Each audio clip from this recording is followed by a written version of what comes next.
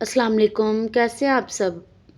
आज हमने 10th class के मैथ की एक्सरसाइज 2.7 स्टार्ट करनी है। ठीक है, जो 2.7 है ना, इसमें हमें कहा गया है कि solve the following simultaneous equation, यानी हमने इन इक्वेशन को साइमल्टेनियसली सॉल्व करना है। ठीक है, अब जो क्वेश्चन नंबर 1 है उसमें है x + y = 5, एक्स स्क्वायर -2 -14 = 0। ठीक है, अब सबसे पहले जो हमारे पास पहली इक्वेशन है हम इसको ज़ीरो के इसको लिख लिया और दूसरी को लिख लिया और हमने इसी इक्वेशन 1 कह दिया, इसको इक्वेशन 2 कह दिया। ठीक है, अब हमने साइमल्टेनियसली क्या होता है, साइमल्टेनियसली ये होता है कि आपने पहली इक्वेशन की, आपको दो इक्वेशंस दी जाती हैं, आपने उसमें एक इक्वेशन की वैल्यू को दूसरी इक्वेशन में पुट करना होता है। ठीक है, यानी अब हमारे पास x + y = 5।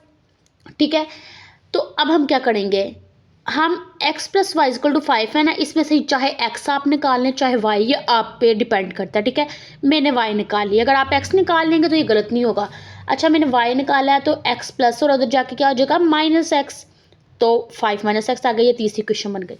अब मैंने ये y की जो वैल्यू निकाली है ना, ये मैं इक्वेशन 2 में पुट कर देती हूँ। ठीक है, मतलब जहाँ जहाँ y है वहाँ ये वैल्यू पुट कर देते हैं।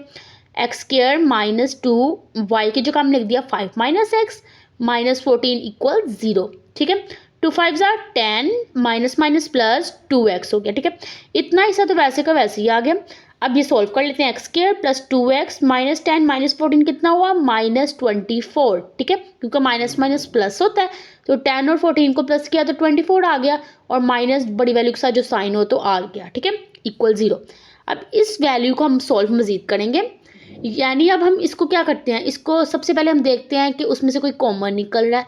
कॉमन निकल रहा हो तो कॉमन निकालते हैं, अगर कॉमन ना निकल रहा हो तो हम क्वाड्रेटिक इक्वेशन से सॉल्व करते हैं, यानी फैक्टराइजेशन वगैरह लगा के। अगर उस तरह ना हो रहा हो तो उस तरह ना हो रहा हो तो हम क्वाड्रेटिक फॉर्मूला यूज़ करते हैं, ये होता है ना।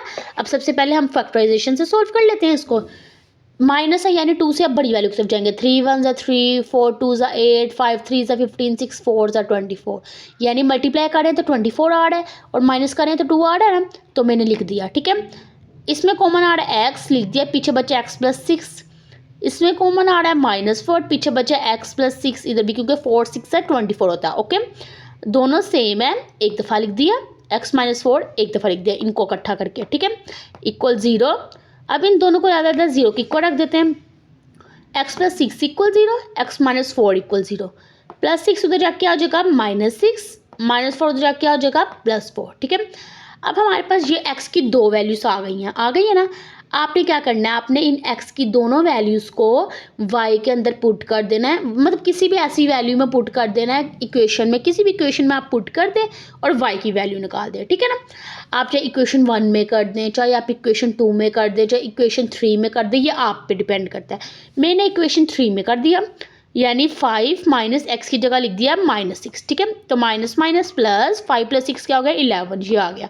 तो इसका हमारे पास पॉइंट क्या निकला, -6 11। ठीक है, अच्छा कुछ बच्चे ऐसे करते हैं, वो ना अगर x के वैल्यू आ गया तो वो y की सिर्फ इसमें एक ही वैल्यू कोई भी पुट कर देते हैं। नहीं, y में आपने दोनों वैल्यूज़ पुट करनी है, यानी दोनों वैल्यूज़ को इक्वेशन में पुट करना होता है। अब इस वैल्यू को भी इक्वेशन में पुट कर लें किसी भी, तो मैंने इसी में किया, तो 5 - x की जगह 4 लिख दिया, तो 5 - 4 1 होता है।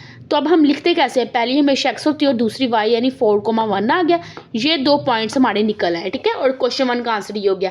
साइमल्टेनियसली अगर हमें सॉल्व करना हो तो आपको पता है, यहाँ प्लस सब्ट्रैक्ट कर लेते हो, या ऐड करके, या एक इक्वेशन की वैल्यू दूसरी में पुट करके आप निकालते हो वैल्यूज जो दी होती हैं। इधर x और y है, यानी x और y की वैल्यूज निकालनी है। ओके, अब हम बस इतना सा क्वेश्चन था, कोई भी कन्फ्यूजन हो तो आप पूछ सकते हैं।